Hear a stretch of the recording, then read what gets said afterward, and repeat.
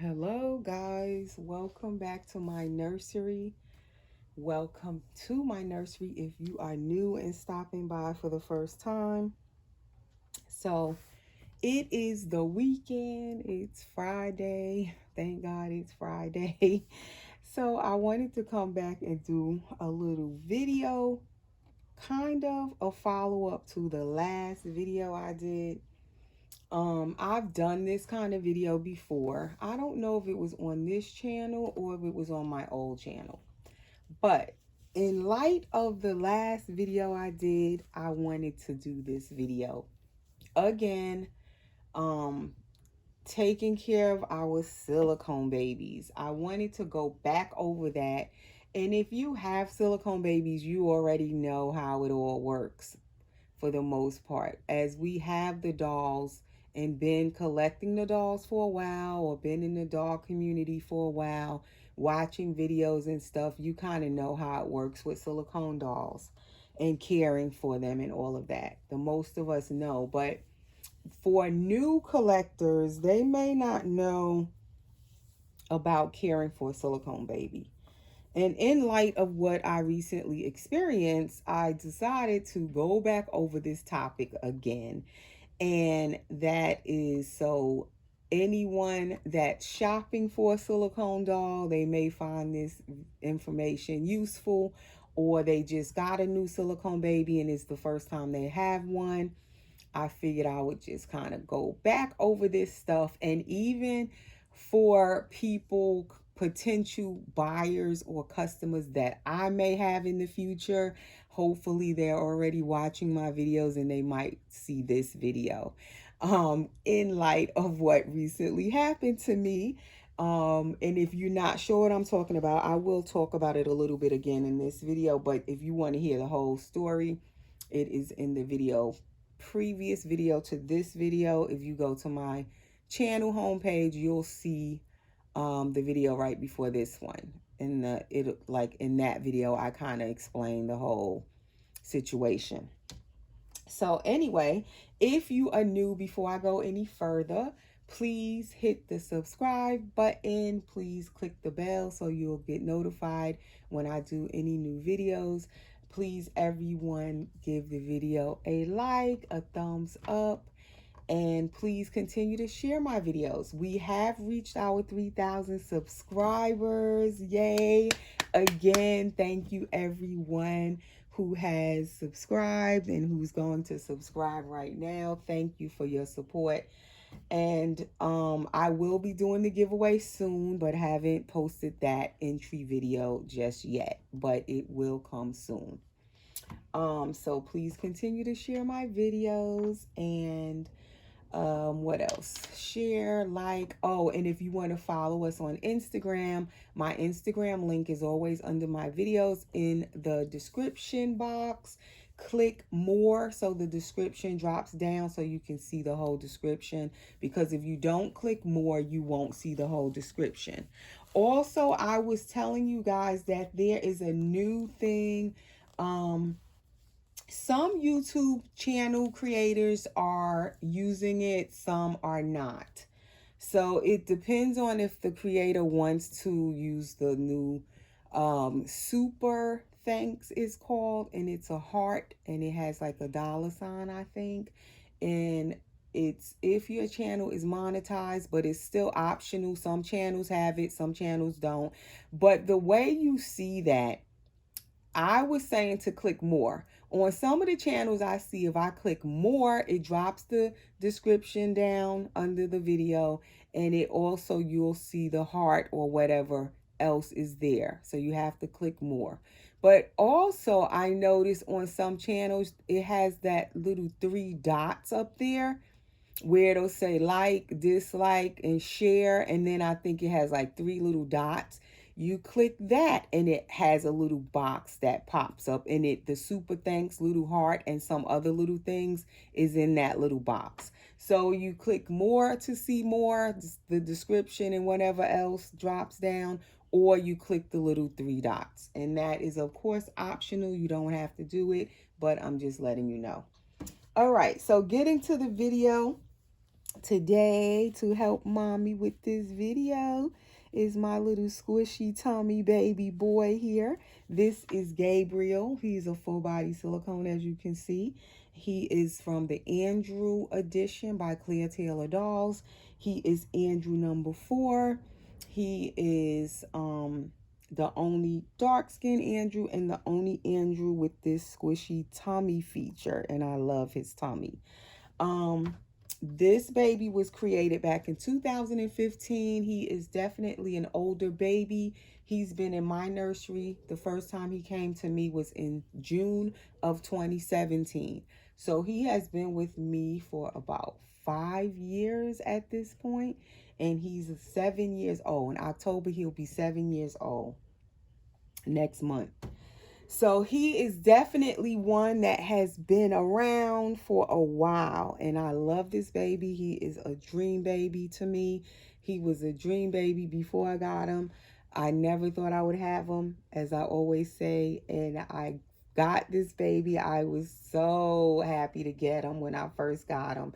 Still love him, adore him. He was a dream baby to bring home, and all these years later, this baby is still truly a dream come true to have. So he is in pristine condition for his age. He'll be 7, and this baby is in pristine condition. He has, like, when you lift him, his legs, his stomach, like his tummy pushes out. The squishy tummy makes the babies really flexible, as you can see how I can just lean him all the way up and forward. That is the main reason for this soft core. It makes the babies cuddly when you hold them, and it also makes them very posable, movable, mobile. So this is his back, and even like back here, you can feel that squishy tummy, but up here it's not squishy. So he has different consistencies to his silicone. But like I said, that tummy can make him just bend so easily. So as you can see, this baby has the ball jointed neck. It turns pretty well. It means he's poured in 2 pieces, the head and then the body. So this is how a lot of the older babies were poured. They were poured in 2 pieces with the ball jointed neck. I don't mind still having an older baby with the ball jointed neck. I feel like, to me, they turn the most easiest if you want to put your baby on their tummy and you want to turn their head. That's what I loved when they started with the ball jointed necks for the silicone babies, the full bodies, because you want to sometimes put them on their tummy, and I feel like this is the most realistic way when their head can turn good. Because I had my first silicone baby years ago when I first started collecting. It was like in 2014, or no, the beginning of 2015, because I started collecting in 2013, and I didn't get my first full body silicone baby until 2015. And she didn't have a ball jointed neck. She was poured all in one piece, which made her look more realistic because she was poured in one piece. But hers wasn't flexible, her neck, where it could turn. I'm picking bristles off of him because when these brushes are new, sometimes the little goat hair bristles come off, and they're really soft. That's what I do like about this brush, but the bristles sometimes will come off when you're brushing the hair. I don't know if it's because it's new, but yeah, so her neck couldn't turn. So to me, it kind of took away from the realism, because then I couldn't like put her on her tummy because her head didn't turn. But anyway, I do like that he has the ball jointed neck.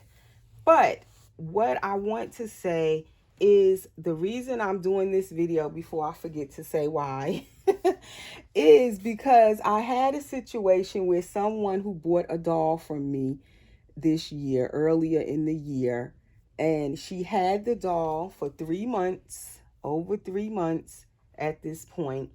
The doll was fine when I sent it to her when she bought it, and she received it. She sent me pictures when she got the baby and everything. The baby was fine when I had it. It was fine when she got it. And then she recently messaged me and says her doll broke.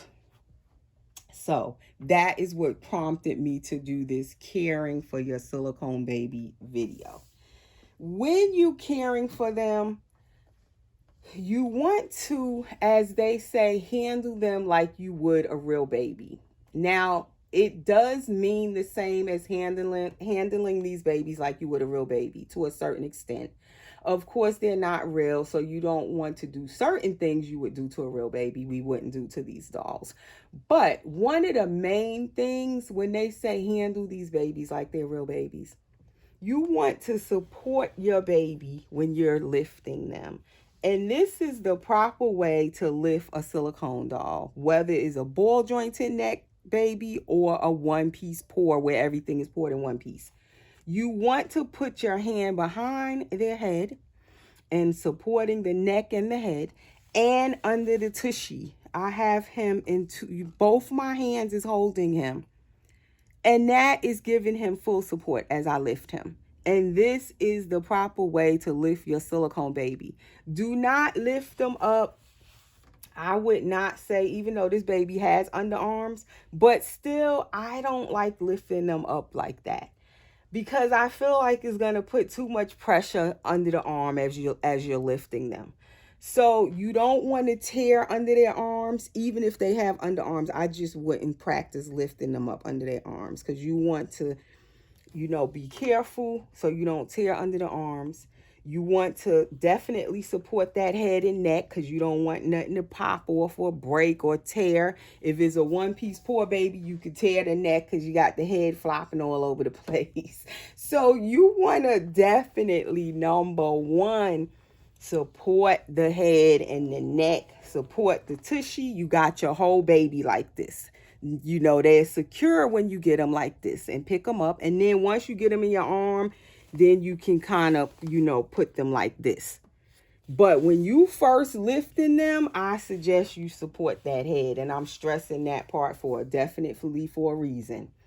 Because that is the head is heavy, and it's where the most floppiest part, I would say, and the heaviest part is the head. So, like I said, even ball jointed neck or one-piece pour, either way it go, you want to support that baby head.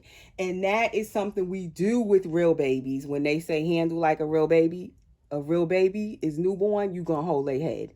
You're not going to let a newborn's head flop all over the place. And the same thing applies with the doll. So that's the main thing I wanted to say first, is support their head. Watch how you're picking them up. So I'm going to just be going along as I change him and just saying little things as I can remember. I sprayed his hair with water. You can spray their hair with plain water. That is probably the safest thing to use, because then it doesn't matter if a little bit gets on their ears or their forehead or their face, because it's just water. Now, if you do want to use a little detangler, I usually use this Johnson's. You can use this too, or mohair conditioner or other conditioners if you want to, if their hair is dry. But I wouldn't just take it and spray it like that, because then you risk getting it on their face and their ears, and you don't want paint rubbing off and all of that. I usually spray this kind on the brush, or any type of conditioners. I would say spray it on the brush, and then you can brush their hair. That's, to me, the safest way. If you're going to give them a pacifier, it is recommended to give them silicone pacifiers. Like Soothie is silicone. I like these passies, as you guys know. These Itsy Ritzies and Cutie Pat is the brands. These are all silicone pacifiers. So these are very safe to use. They come in all colors. But if you don't want those, you can use Soothies. They're all, anything, all silicone passies. If you're going to give them a passy, is recommended for pacifiers. And also bottle nipples. Try to stick to silicone. rather than latex. I'm looking for him a pacifier to go with his outfit now, because he's going to put on this side snap onesie here. So it just needs like a plain passy, because I don't have a passy that color, I don't think. So yeah, so you want to look for silicone pacifiers for your baby. Silicone bottle nipples. If they have an open mouth, you want to give them passies and bottles. This passy kind of match, but then it's too much of this color, I think. So I'm going to stick with the beige. So that is bottles and pacifiers. Like, this is an all silicone nipple. This is the one that Claire Taylor actually sends home with them. This kind of solid silicone bottle nipple, but it could be any kind of silicone bottle nipple, long as it's silicone. This is what is recommended if you want to put something on the nipple to lubricate it, to make it easier for it to go in their mouth. You don't need a whole lot of it. This is the liquidy one. To me, this one is easier to keep clean in their mouth because it's liquid. You don't need a lot of it, and it doesn't clunk up in their mouth. It's KY liquid jelly. It is personal lubricant. It's water-based. It's safe for silicone dolls, but it could be any kind of lubricant, personal lubricant, as long as it's water-based. It doesn't matter. It doesn't have to be KY brand. It could be any brand, even Great Value brand, I think, or Equate in Walmart. It's a good price. Like, all the stores have their own brand. Usually it's cheaper than KY. So you see easily how his bottle just glided in. It doesn't cause any friction on the, the paint or gloss on his lips. So that's why we want to use that. What else? If you want to powder your baby, I use this silicone finishing powder, and it is very fine granules. It's made for silicone dolls. It's safe for them. It doesn't do anything to them. It's good to use if your baby needs powdering. If they don't need powdering, I would say don't powder them.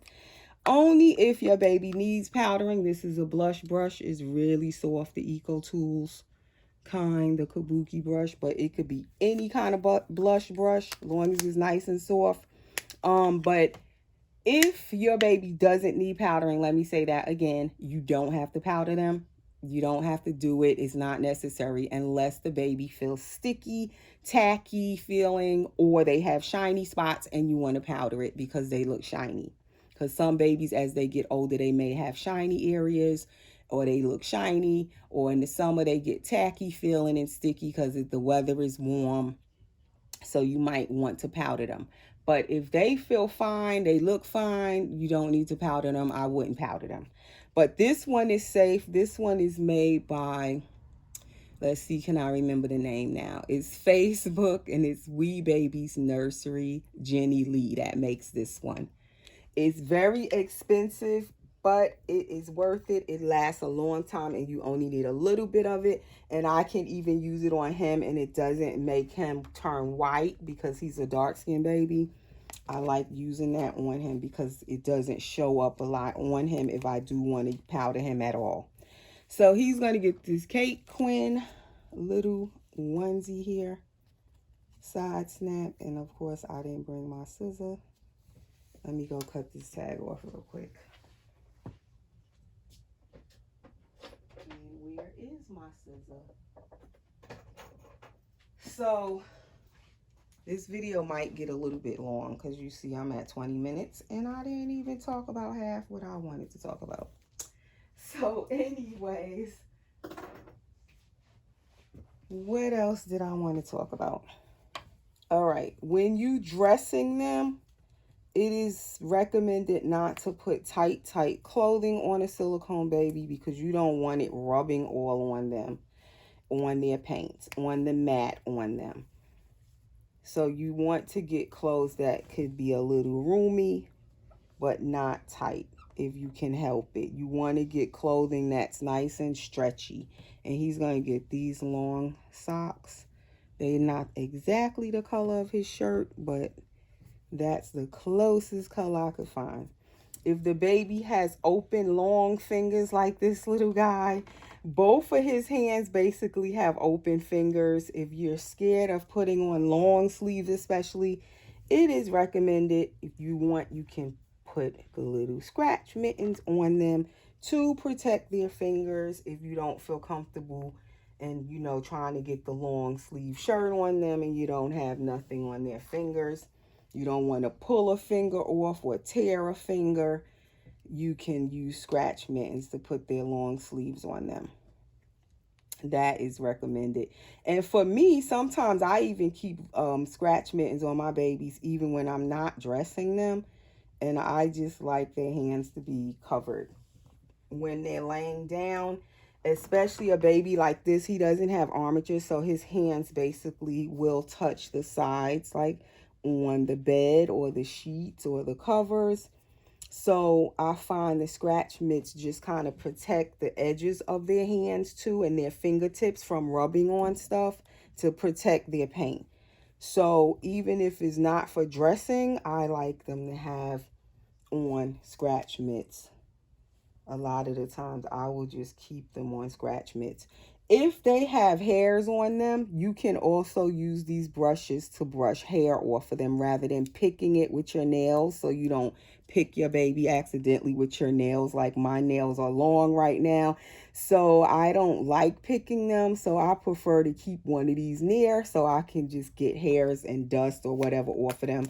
I use the brush for that too rather than picking. I'm trying to think, did I miss anything? If it's a drinking wet baby, he's not a drinking wet. But if you have a drinking wet baby, it is recommended to give them water in most cases. A lot of people like to see the milk in the bottle and they want to give them stuff that looks like milk or it is baby formula. Most of the time, it is recommended to stick to distilled bottled water of some kind and feed your drinking wet baby that way they don't get mold or smelly or any issues in their tubing inside. If you want to do more than water, you need to maybe ask the artist of your baby and see what they recommend. With Clea Taylor's dolls, her drinking wet baby, she recommends just water, bottled water, and that's it. Diapering. Most people, well, I'm not going to say most. Some collectors like the cloth nappies because it's safe for the silicone baby. Whereas some disposable diapers have different fragrances in it and oils and all kind of stuff. And I've talked about that before, like another diaper I recently bought. It's a nice diaper. It's by Pampers. It's supposed to be pure, but they've now added shea butter into it, which of course is greasy. So you have to use those with caution if you're going to use them. I've been using them now for a few months and it hasn't done anything to my doll. But say if you want to do a drinking wet feeding, I wouldn't put a diaper on the doll that says shea butter, because I'm thinking that water, when the doll wets the diaper, is going to activate the shea butter in the disposable diaper and it's going to get all over your doll. And it's oily because it's shea butter. So for feedings, if you have a drinking wet doll, you might want to look for organic diapers. But I have used regular Pampers and Huggies on my drinking wet babies and on my babies in general, and I haven't had any issues with any of the disposable diapers at this point. Nothing has happened, but a lot of, even like Clea Taylor, she usually sends her dolls home in organic disposable diapers. Eco Natty is the brand she buys, or she sends them with cloth nappies on. But like I said, I have used all kinds of disposable diapers and I haven't had any real issues. But I don't leave my dolls in the disposable diapers long. I change them pretty regular. This is a new diaper I found called Rascal and Friends. And I have been looking for this diaper, but I never knew the name of it. And they had it at Walmart last week. Finally, I seen these diapers and I had to get a pack. So these are like an organic diaper because it is dermatologically tested. It has no lotions in this, no latex, no fragrances. So this is an organic diaper. and it has no latex. And that is something I didn't know before, is that a lot of the disposable diapers have latex in them. So that's the main issue with disposable diapers. Most of them, if they don't say no latex, they probably have latex. And that goes for some of the regular diaper. I'm not going to say the names, but if you want to know from now on, I learned now to read the Pampers, like the diapers, the packaging. So latex, as I said, even with like the latex bottle nipples and pacifier nipples, is a no-no for silicone babies. And that's how this diaper looks. And it also has that strip. I guess it turns green also. I have to try it out with one of my drinking wet babies to see what color it's going to turn.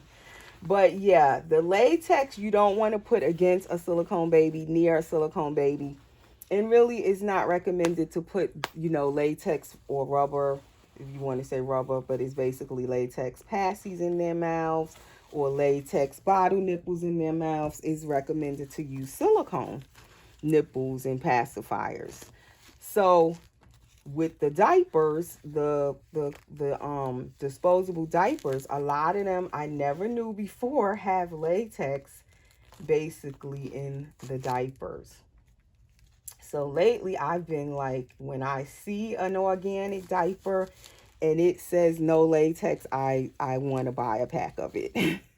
And I'm assuming like Honest diapers would be safe because those are organic. And there's like Eco Natty. Now this brand, this is a size 1, so it's kind of big on him, but he can get away with it. And these are Rascal Friends. Like I said, I found it at Walmart. And the Walmart brand is latex free. I never knew that. The Little Parents Choice ones, those are kind of organic as well when I was reading the packaging. So I had bought a pack of those recently. What other ones are organic? Hello Bello, I think it is. Those are organic. I haven't gotten any of those yet, but I plan to. So I've been like kind of, as I'm buying new diapers now, I've been trying to add in a lot of the organic diapers. So that is diapering. And of course, if you want to just put a cloth nappy on the baby, a lot of times I'll keep cloth nappies on my dolls. That way, if I don't want to change them, I can just leave them in it. It's safe.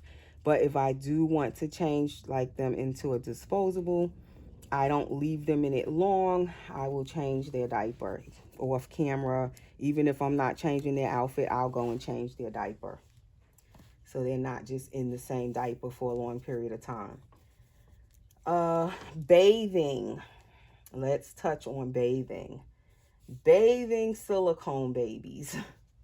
I get people even message me about it. It's such a controversy with bathing, to bathe or not to bathe. A lot of collectors will say do not bathe them because it will make their, paint come off and their mat come off. I have never had that problem with a baby that I've bathed. I have bathed my silicone babies. This baby has definitely been bathed, and he still has his paint on him. He's still matted, the bathing didn't affect him as far as I can tell. And like I said, this baby is 7 years old just about next month. And bathing him hasn't really done anything. But again, that depends on who made your doll, who's the artist. All of those things matter. This baby was done by Claire Taylor. He's done very well. He's one of her edition dolls where she did everything to him. She poured him into silicone, molded him, sculpted him, painted him, matted him, rooted his hair. She did everything to him. So he's well done by a master artist, definitely. And so with him, he hasn't had any issues. But say if it's a different artist or a newer artist and you're not really sure, you might want to be careful with the bathing. I wouldn't bathe any silicone baby, just to be bathing them and bathing them too often. even with a clear tailor doll, I wouldn't say just constantly bathe them. In that sense, they're not a real baby. So you don't need to bathe them every day or anything like that because they're not real. That's where you would say, okay, it's not a real baby. So you don't need to keep washing them or anything like that. If you want to clean the inside of their mouth, say if you are using the KY or the KY jelly, and you feel like you need to clean the inside of their mouth, you can use a Q-tip and put a little water on there and just swab around inside their mouth. That's safe. I'm trying to think. If you do bathe your silicone baby, it is good to use a bath chair rather than sitting them in a tub full of water. And I have shown this chair before on my channel. It's a bath chair for a baby. It's mesh. The water runs right through it because it has them little holes. You sit the baby in that in the sink and rinse them off, and only rinse them off. You're not rubbing and scrubbing them. You just kind of, you can use something and pour the water over them, or get a sponge and squeeze the water over them, or a washcloth. You can rinse their hair. I wouldn't recommend putting too much soap on a silicone baby. They really only need plain water to be rinsed off. If you wash their hair, usually Clear Taylor says you can use a little bit of Johnson's baby shampoo in their hair. I don't even really put that in my doll's hair too regular. I mostly use plain water. But if you want to use a little Johnson in their hair, you can, just a little dot of it to wash their hair. But I wouldn't put it like soap all over a silicone doll. They don't need soap. They just need to be rinsed off with plain water, maybe once out of the year if you want to rinse them off. They don't need to really be washed. They're not dirty. I think that is the majority of the main things with silicone babies. I think I pretty much touched on it, on everything important. There's my little boy in his little big socks and his t-shirt. And also, before, it used to be recommended you could use this kind of powder, but now we don't use this anymore because it has aloe and vitamin E in it. It's not just pure cornstarch.